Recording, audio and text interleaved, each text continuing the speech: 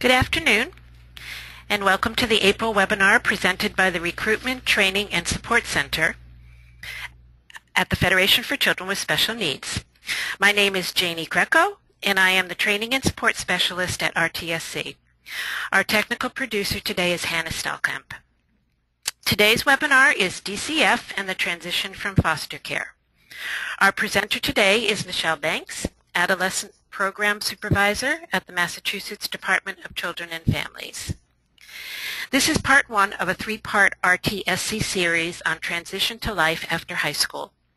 Our May webinar is planned for May 19th and will review state and federation transition laws. The subject of the June webinar, currently planned for the 16th, will be practical skills for building a transition-focused IEP. During the webinar, please type your questions in the toolbox and feel free to engage with other attendees. We will leave time at the end of the hour to address the questions. If your question is not answered live, please send us an email and we will do our best to follow up with you. If you are interested in learning more about the Federation, please go to our website at www.fcsn.org and explore all the different programs, including how to volunteer to become a special education surrogate parent. Welcome, Michelle. And Michelle's going to give us a little bit of her background, and we'll go right into the PowerPoint. And thank you for being here. You're very welcome, and thank you to the Federation and for Janie for inviting me to share with you some of our services and supports that we have for transition age youth in the care of DCF. As Janie said in my introduction, my name is Michelle Banks, and I'm an Adolescent Program Supervisor out of the Department of Children and Families Central Office. I'm also the designated State ETV Coordinator. ETV stands for Education and Training Voucher Program. Every state in the country has an independent living coordinator and an ETV coordinator that is designated in the child welfare system to assist transition age youth. So if you're serving young people from other states and you have questions pertaining to this population, you can pose those. You can call the state child welfare system or agency and ask to speak with the ETV coordinator or the independent living coordinator or get that person's contact information. The services and supports I'm going to talk about today are specific to Massachusetts foster youth or young people who are in out-of-home placement in the Massachusetts child welfare system.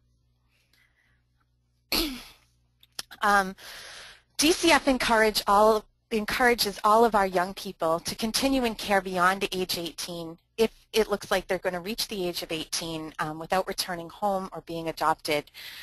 We want to make sure that we're strengthening their adult connections through these services, that they're pursuing educational and vocational training, and developing skills that they're going to need to live self-sufficiently after their transition from state care. We call voluntary placement agreements, that's our name for the service agreement between the young person and DCF. Because they are legal adults at age 18, they continue their care voluntarily and custody ends for these young people on their 18th birthday. Voluntary placement agreements are very specific to young people in out-of-home placement. So where some young people may receive services beyond age 18 in their homes, these services that we're discussing are specific to young people who are in placement. So they are not living at home with a permanent caregiver. The placement services we have beyond age 18 are foster care, kinship care, where young people are living with kin or family but are served by the child welfare system, intensive foster care, where young people are in foster homes that are highly trained and specialized to serve special needs. Medical, behavioral health are the most common ones. We have independent living programs which is congregate care, where young people can be living, learning life skills and sort of a pre-experience of living in their own apartments or in their own living situations. And we have young adult support payments. In these circumstances, our young people are receiving their own foster care payments rather than us subsidizing a foster home. In most cases, these are very high-functioning young people who are living on four-year college campuses, combining this payment with a federal financial aid package, or they're working almost full-time in order to combine this payment so that they have income that can support how they live. And I don't think I mentioned in the intro, I know that Janie did, that we will be taking questions at the end, and so that's why I'm just sort of heading right through this. Youth who leave DCF after age 18 may return to the agency to request supportive services up to age 21. So if you're serving a young person who, as they're turning 18, 17 and a half, saying that they're not interested in sustaining a connection with the agency, or maybe they're 18 and older and just need to leave for a little bit, don't want to have a relationship with a social worker, it's important to know, and we document and make sure that they're officially notified that they can return. So they can apply for voluntary services up until their 21st birthday, and they can be served up until age 22, or if in order to complete a educational program, they need an extension, they can get an extension up until age 23. Again, they have to be demonstrating that they need that special extension in order to complete an education program, and that can be anything from a GED to a college degree. Mass Health is extended for young people leaving foster care under the Chafee Act until age 21, and then as of January 2014, when the Affordable Care Act was passed, that was extended until age 26. That can be a little bit confusing because it's two different laws that administrate those services, but what's important to know is if you have a young person who reached the age of 18 in out-of-home placement in the child welfare system, that they're now eligible for a Mass Health extension until age 26, and right now that's regardless of income or marital status. I have a curious question, Michelle, and this is my own question. Do the kids themselves have to renew the Mass Health coverage, or is that done automatically now? So it's done automatically now. If the young person was out of DCF care, was not open, and was not turning 21 between 2013 and 2000, or as of January 2014, if they were not associated with DCF, they need to apply because we didn't have any data on them to transfer. But right now, it's an automatic transfer. So, and if young people fall into that category, they can contact Mass Health directly to apply. I believe in the PowerPoint that was distributed to the webinar attendees, there was a small typo. It said 2015. So this is the correct slide here. This was as of January 2014, and I believe the Federation's going to make that correction for you. Janie asked me to talk a little bit about how to talk about transition with young people, and some of the things we've learned over the years is we need to begin discussing goals early and to help young people understand that it's okay for their goals to change. Sometimes they can be hesitant to discuss their goals with us because they feel like they're going to be judged, or they feel like they're going to be married to a goal that they've chosen at 16, 17, 18 years old. And we all know that over our lifetimes, our goals change, our values change, we learn about ourselves, we learn about the world, and it's very healthy for young person to say, I wanted to do this, and now I want to do something different. And we need to allow for that. We need to be supportive of that. And if we do that, if we send that message, young people are more likely to set goals and pursue them for a little while if they know we're not going to hold them accountable for that stated goal months or years later. Goals for this population within the child welfare system need to be youth-driven to be successful. So where we might have a lot of great ideas coming from our experience and our education and our knowledge with young people, we need to let the young people be in the driver's seat when it comes to their educational goals, their life goals, and their goals for what they want for family and life. Approach voluntary care as one option and recognize that there may be others. So, reserve judgment with young people. Talk to them about a voluntary, not something that they have to do, but something that they may want to do and something that they may want to strongly consider. And if they have another plan, hold that plan as important as the one where they're going to continue with us until 22 or 23. It's okay to have a few different plans in life. Most people do have a plan B or a plan C or a plan D, and we want to encourage that with young people so that they're feeling heard and that they know that the supporters in their life are going to support them. Doesn't mean you're not going to be honest with them. Doesn't mean you're not going to be able to share with them what you think is best. But in the end, the plans that we set forth are going to be executed and deemed successful by these young people. So they need to be the ones that are making the ultimate decisions. And your opinion matters more to them when you've listened without judgment. So if you hear some crazy plan out there in an IEP meeting or a treatment planning meeting or a conversation with your young person, I would encourage you to sit with it for a little while with them. Let them mull it over, revisit the conversation 2, 3, 4, 5 times, ask questions that are non-judgmental, and don't try and nip a bad plan in the bud because maybe you have a busy schedule or they do, or a meeting's going to take place in an hour and then you need to move off to the next young person. Chances are they've put thought into their plans, and we need to give those plans some thought as well. So what I want you to take from this slide is telling a young person that they're crazy not to sign a voluntary placement agreement with us. What are they going to do otherwise? Those are not successful strategies. And sort of being able to sit with a young person as they're decision making, as they're weighing what their options are, and as they're setting their own goals is going to make you a more valued partner in that process. We have now a young adult readiness assessment tool that is required of caregivers of young people 14 and older out of placement.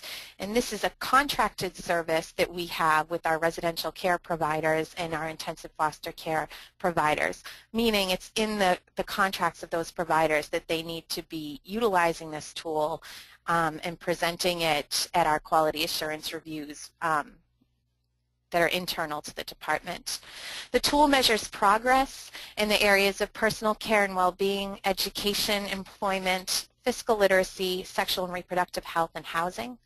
And it captures specific data on young people. And when I say data, it's not statistical measurement, it's information. So who are the permanent connections in these young people's lives? What is their contact information, which is very important to capture and update on a regular basis? Who are other adult resources that they may not consider a permanent connection but are also people that might be important to them or might just be existing in their life right now? Vital documents, including any immigration paperwork, a discharge plan for when young people are going to leave care at whatever age, and what state and federal benefits are available to young people. It's important to understand that our educational benefits and mass health are not only available if young people are in our care. If they choose to leave our care, these benefits are still available to them. And I'll talk a little bit about that in some upcoming slides. So as a result of the youth's goals that are identified, progress towards their life skills development, and data captured regarding lifelong connections, benefit eligibility, and resources that are implemented or needed, a plan is developed, and youth and adult partners are assigned tasks to accomplish the plan. Part of what I do at DCF is I train new social workers who are just heading out into the field on adolescent services. And I always talk to them about when I was being trained as a lifeguard in the 80s. And what they told us at the time was the very first thing you do when a child goes missing on a beach is you point to somebody, you look them right in the eye, and you say, "You call 911. And the reason that that is such an important first step is because if you don't designate who is going to do it, then you have a very large possibility that no one is going to do it because everybody thinks everyone else is going to do it. So you need to designate who is going to do with it and be very specific about the task. Not call the police, not call another lifeguard, call 911. Same thing with a readiness tool or any type of transition plan that you're forming. Document who is going to do what and their contact information. And if the next time you meet that person's no longer there or that's not getting done, then you need to change that up. But the who is as important as the what, especially with these young people who feel like a lot of these activities are all falling on them and can become very overwhelmed and disengaged if that's what's happening.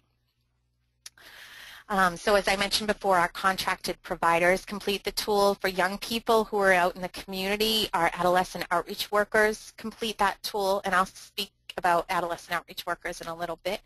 And we want to make sure that the young person is a partner in that, not that they're just being assessed, but that their voice is primary in that tool. The form is required for all youth 14 and older in out-of-home placement, and that's within 20 working days of placement and then updated every 6 months thereafter. The Adolescent Outreach Program is an intensive individualized life skills assessment and training program for youth ages 16 to 21 in foster care in Massachusetts. These outreach workers are DCF social workers. They don't case manage. They are the secondary workers on many of these cases, and they also are the person in the area office that can be in the know on adolescent services. So even if they're not seeing a young person weekly on their caseload, they're usually very aware of transition age youth. They don't work with young people who are in, or they don't work weekly with young people who are in residential programs or in intensive foster care. So they're just they're just working with young people who are have either transitioned out of these programs or are in foster homes at this time.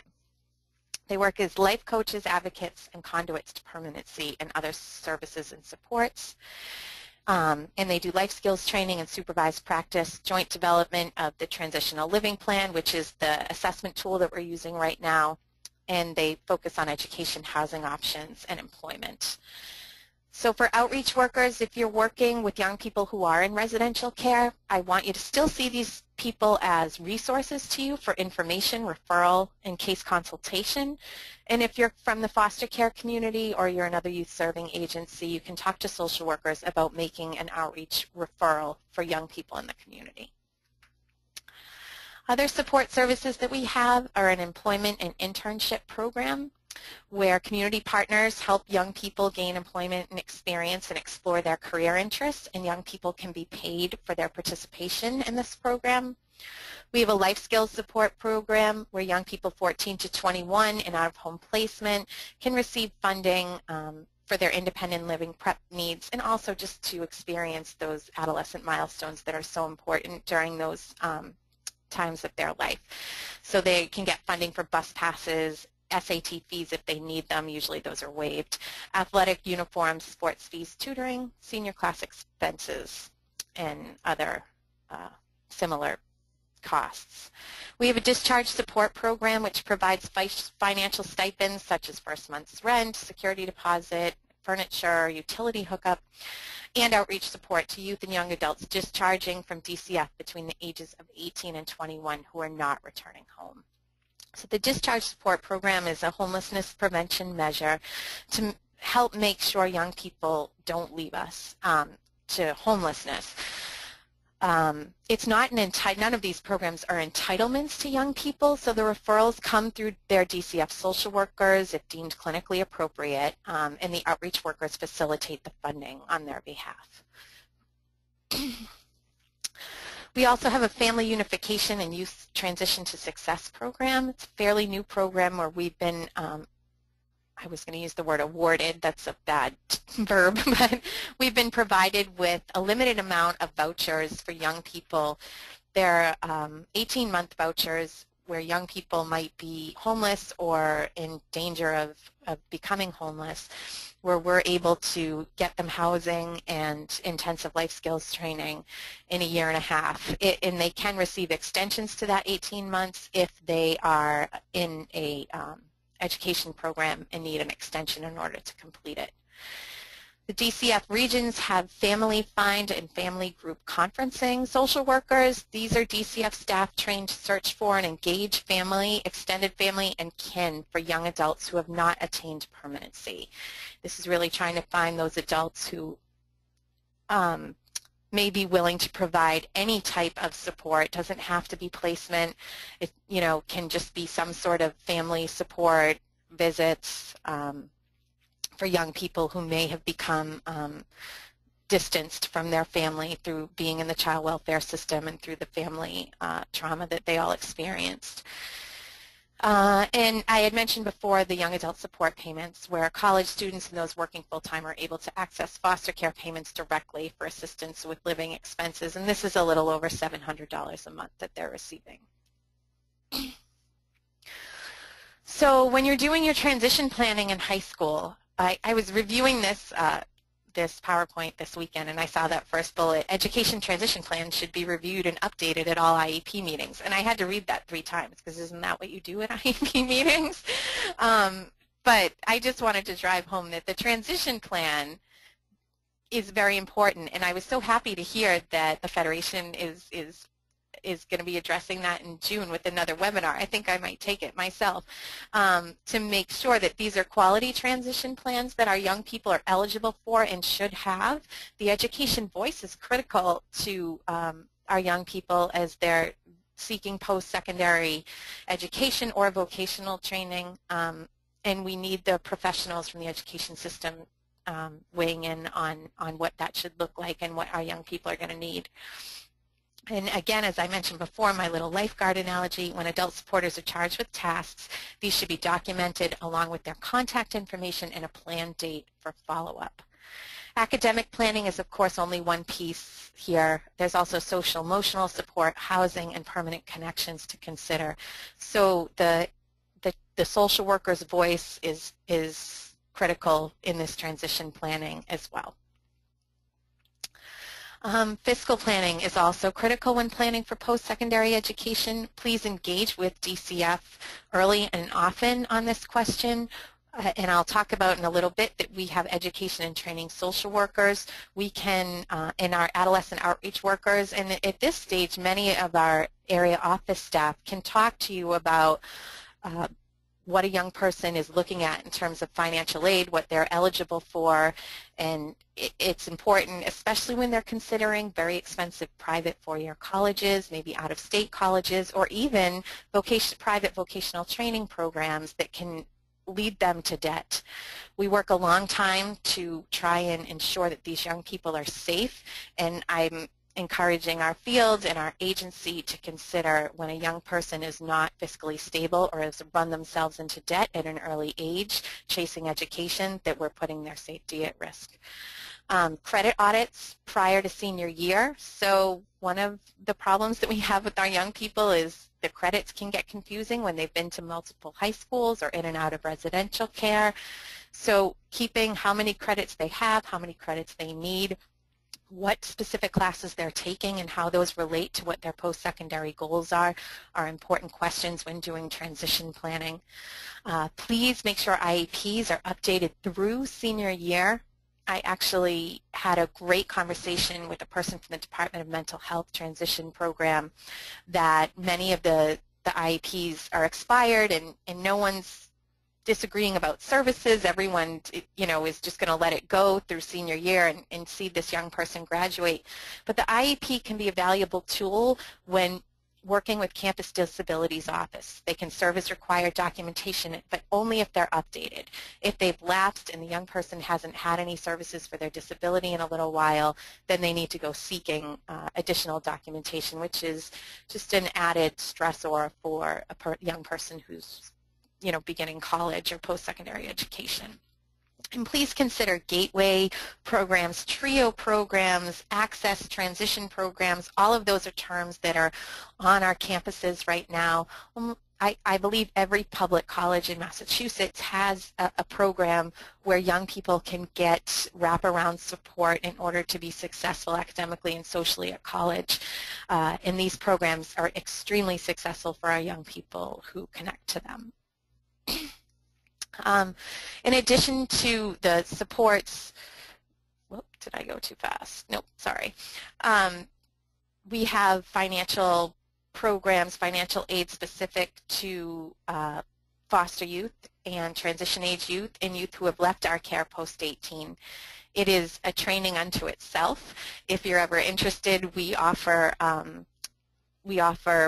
foster youth and higher education training for our partners through DCF. We do it about 3 or 4 times a year across the state. And we can talk about how to fiscally prepare a young person for how to finance their college education. But right now we have the foster child tuition and fee waiver, and that program is for young people who reach the age of 18 in DCF custody for Massachusetts public colleges, and that is for 2-year community colleges, all of the UMass colleges, and all of the state universities.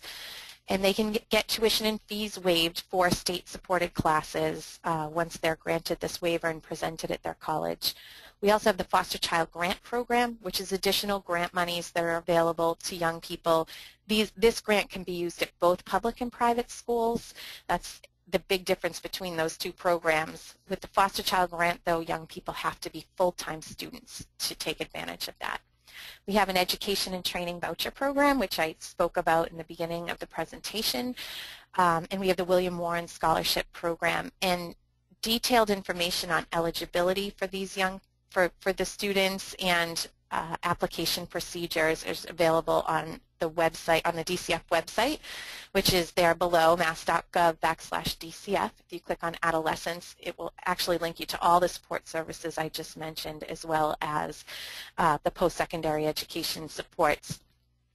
We update our applications every year, and they usually go up the last week in April. So if you're doing planning for next year, you want to wait until those updated applications are available. There is no deadline for the tuition and fee waiver or the education and training voucher program at DCF. However, if a young person wants credit for tuition and fees, they need to present it in the beginning of the first semester. About September is the best time to get it in there. I believe that the schools need to report to collect that from the state, to collect the funding from the state in October each year. In the William Warren Scholarship Program, the application deadline is always the first week in August. For the first 3 bullets there, those programs are specific to transition age youth. The William Warren Scholarship Program has a broader eligibility capture. Young people have to have been in care and out-of-home placement for a minimum of 1 year, and they can apply. The William Warren Scholarship Program is small scholarships, though. I do get a lot of inquiries on that program for young people who may have gone home at 16 or 15 or been adopted but going to a private school, so the tuition and fee waiver isn't helping them. It's not a full scholarship. It's not the Christian Herder, which covers two-thirds for Massachusetts students. It's a small dollar amount, which can oftentimes help with books or, maybe relieve a loan balance a little bit for students. So I like for people to understand what they're getting into when they're applying for these things. In addition to our higher education funding, we have education and training social workers at DCF Central Office. So these two social workers are working exclusively with young people seeking post-secondary education, and they are a resource for our partners as well, our community partners, and of course our social workers and outreach workers can make use of them as well. We have a planning for higher education training that I mentioned. Coming up, we have the Think College Early College Fair for DCF youth, so we invite colleges from across the state. All of the public colleges are invited, some vocational training programs and private schools that have special programming for our young people or where we've known historically our young people have been successful are invited. And the special thing about this college fair is these colleges know that they're coming to talk just to foster youth and their caregivers and supporters. So the conversation is really a welcoming one talk about services, to talk about supports that might be on campus for our young people, and our young people are able to receive that information in a way that they know that these colleges are talking to young people from foster care who have higher needs. This year it is at the Marlborough Holiday Inn, which is on Lakeside Drive, and it's April 23rd from 11 to 1. You're all welcome. We have education and vocational training open houses where our young people from foster care as well as their caregivers are invited to come in to do post-secondary education planning. We have a lot of high school juniors and seniors as well as students who might be out of school for a while coming back that need to do either academic or financial planning. These take place usually in January and February over the breaks so that young people can come while they're not in school at every DCF area office across the state. We have 2 partners that we do care package projects with, so we invite all of our college students to register for care packages, and we bring them out or send them out to them on their campuses. We have a post-secondary education student newsletter, so all of our young people who are in college we send newsletters to on a quarterly basis, reminding them about deadlines, talking to them about recent resources that may have become available, and just inviting them to connect with us. And we also have on-campus advising days at public colleges where the education and training social workers are out on the campus. They email, call, knock on the doors of the students that are on these campuses and connect with them, make sure that they're doing okay and are lined up for whatever the next semester or next quarter is that they're pursuing. Just trying to get as much face time as possible. And if young people are still in care, then they're in frequent contact with their DCF social workers as well. Okay, so I think that there's some questions that Janie's ready to give me.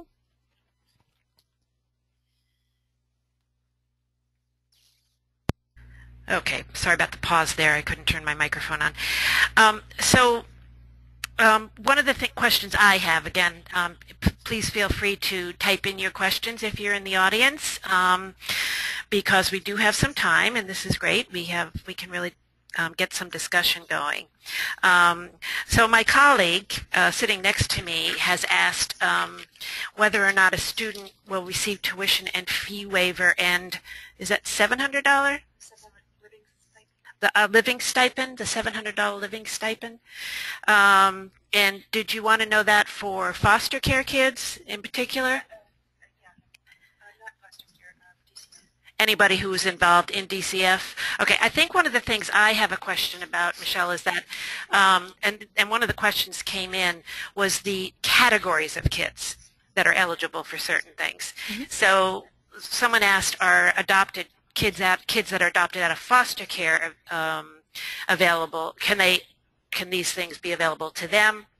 And I know that there's a lot of different categories. You have to be coming out of DCF at 18, or for adoption subsidies, you just have to have been adopted from DCF. I know there's a lot of different categories. There is. So I'm just flipping my screen back here to, I went too far. So let me get to, you're asking a lot of questions, yes. Because there's a lot of services, so let me try and address all of them. For the post-secondary supports, and again, this could be a 1-hour training plus unto itself, but if you go on the DCF website, it will give you detailed information about that. There is an adopted child tuition and fee waiver.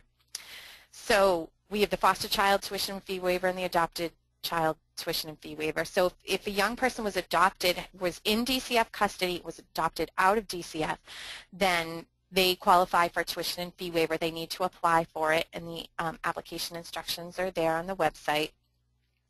And if they were adopted after age 16, they're eligible for the education and training voucher program as well. So you are correct. There's a lot of intricacies to who qualifies for what here. The best thing to do, and the quickest for all of you, you can call me, you can call one of the education and training social workers, and Janie's going to get you our phone list after the webinar. Or you can call the DCF area office outreach worker, and they can run that child's case in our system and tell you exactly what they're eligible for. Adopted children as well, young people in guardianships as well. That's really the quickest way. Don't sit and worry and think and try and read through all of this. We do that all the time, every day. So that's the fiscal piece. For the services piece, or let me back up to the subsidy piece. Yes, young people who are adopted out of DCF, from DCF custody where there has been a subsidy deemed necessary for that adoption, they can receive subsidies for young people until through college or until they turn 22, whatever happens first.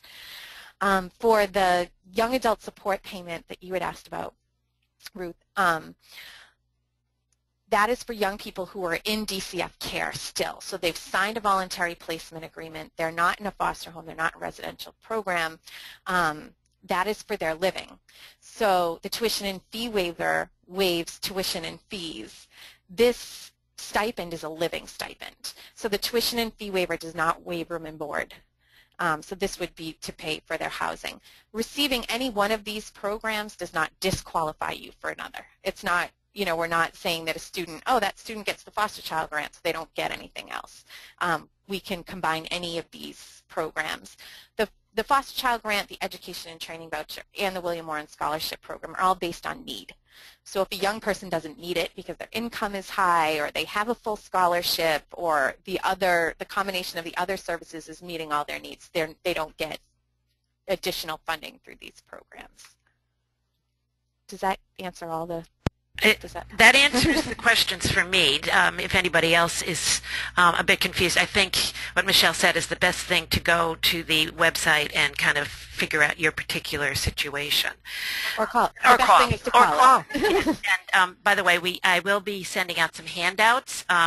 Michelle just wanted to update a few of them, but they will be in the mail or in the email as soon as they become available. I'll make sure that I send it out to everybody.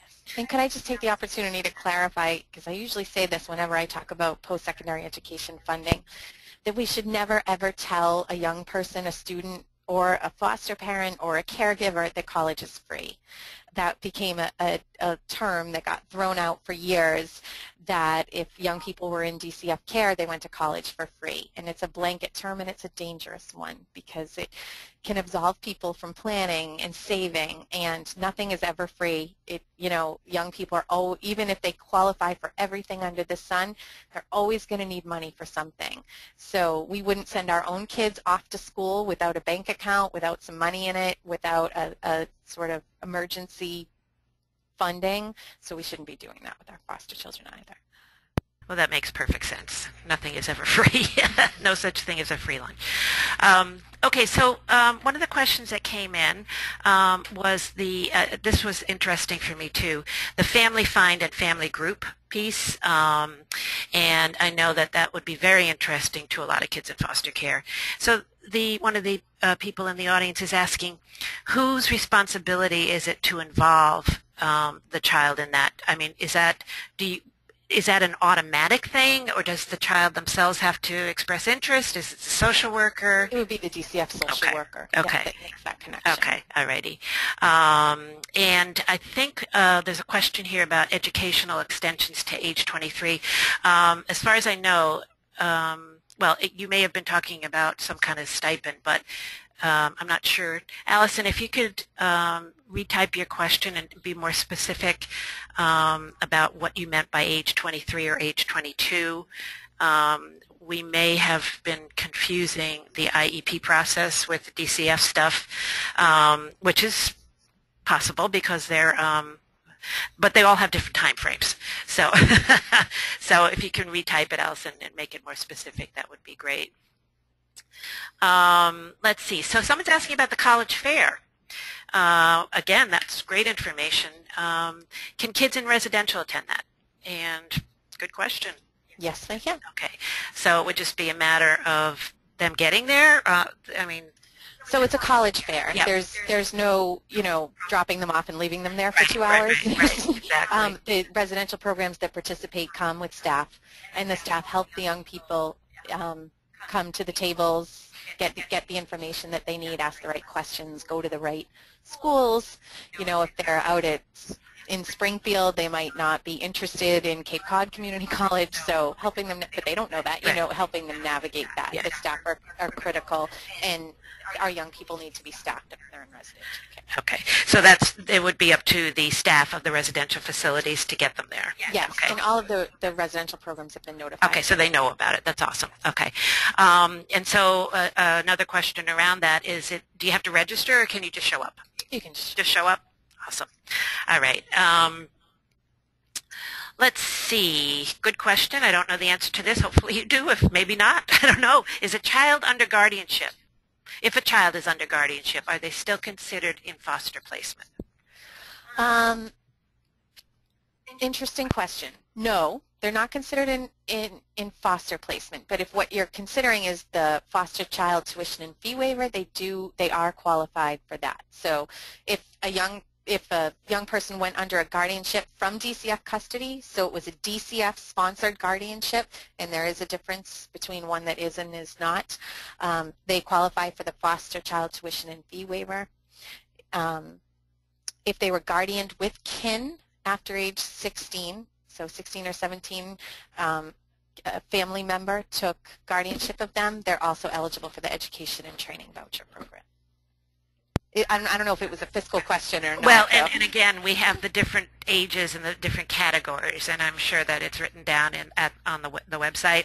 Right. What I guess if people are asking questions, it would be helpful to know, though, what service they're thinking about. Yes, yeah, I know, and all the services have different kind of criteria. Right. So, all righty, let's see.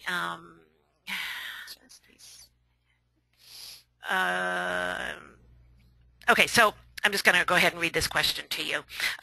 This particular person is a mentor to a 17-year-old with the goal of adoption. He still has an adoption worker, is in an intensive foster care home. Can he be assigned an adolescent outreach worker as well?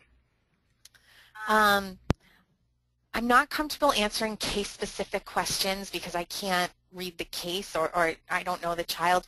I can tell you it's policy that if a young person is in an IFC, we call it IFC, intensive foster care placement, that we don't assign outreach workers there because the services, the weekly intensive life skills is part of the IFC service and contract. So. And does a child in third-party custody qualify for school waivers? I guess I mean fee waivers. I'm not sure what third-party custody is. That could mean a couple of different things. I guess I'd need something more specific on the child's placement. Okay, so Michelle has done a great job, and we still have some time left for more questions if there are any out there. I know this can be very confusing. We'll just give people a couple of seconds to think about questions and send them in. But as I had said before, we will be sending out more information, including handouts around the particular programs that Michelle was speaking about, and phone numbers for people that you might be able to reach on phone or email. Anybody else out there have any questions? What? Well, here comes. Great job, Michelle. Oh, thank you very much. I just before we close, I please feel free to call me with any questions. I might not be able to answer them, or I may direct you to area office staff or education and training staff. But please, I'm happy to be your point of contact and get you in the right place to get your questions answered. That's great. I know one of the things, we had a transition planning seminar here at the Federation this weekend, and there was a lot of talk about concurrent college, being in high school and also attending community colleges, for example. I know that's probably the wave of the future, but have you found that that's been something that kids in care are taking advantage of? We have had some interest in that. One thing to keep in mind is that for our post-secondary support programs, you have to have a college diploma or a high school diploma or have passed the HiSET test. So you have the equivalent.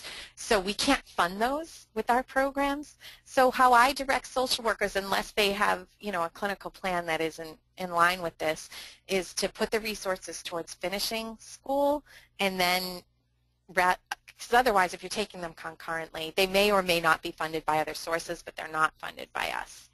And I think sometimes they are put into a transition planning action plan through the school, and I'm not sure how that works. Maybe you do, Ruth, about how that's funded.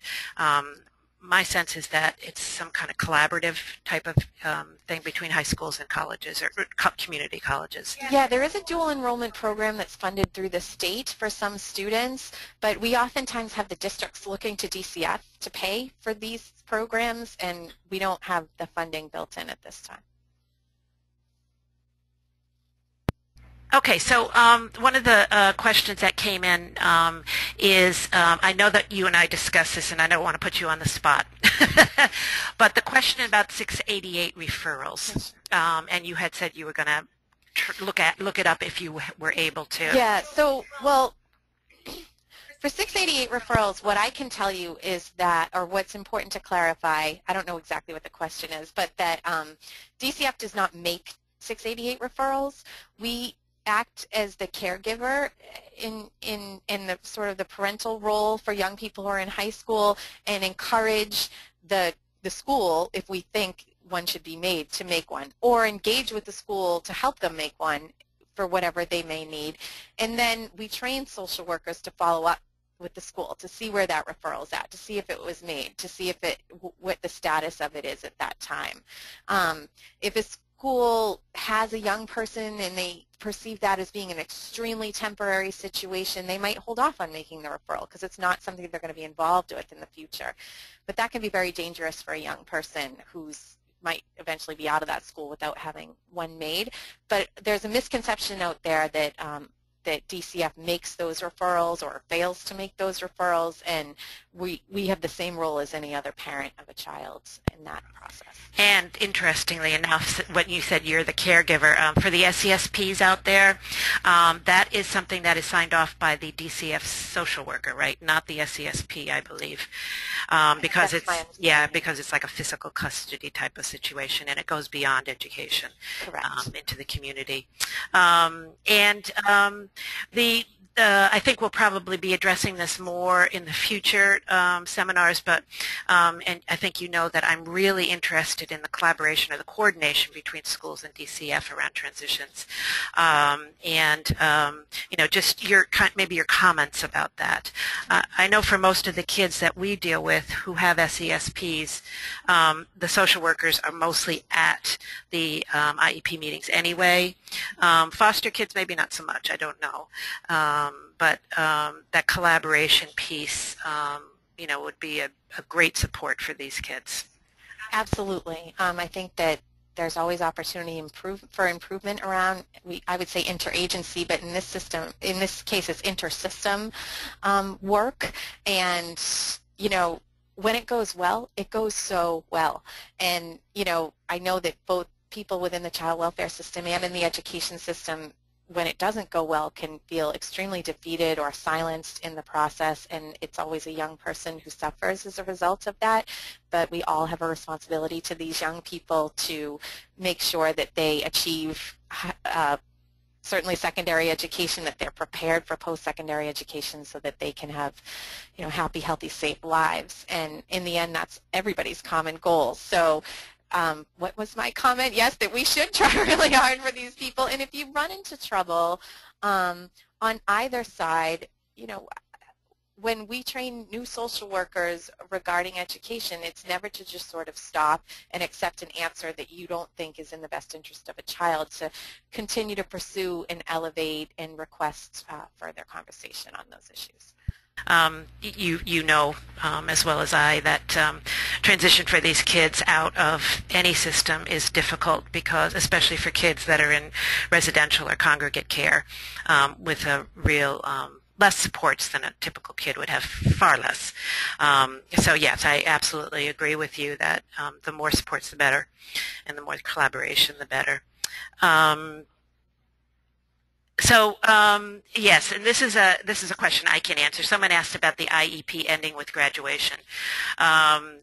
Yes, well, I've had discussions about this, because the IEP does end. The services through the IEP end at graduation.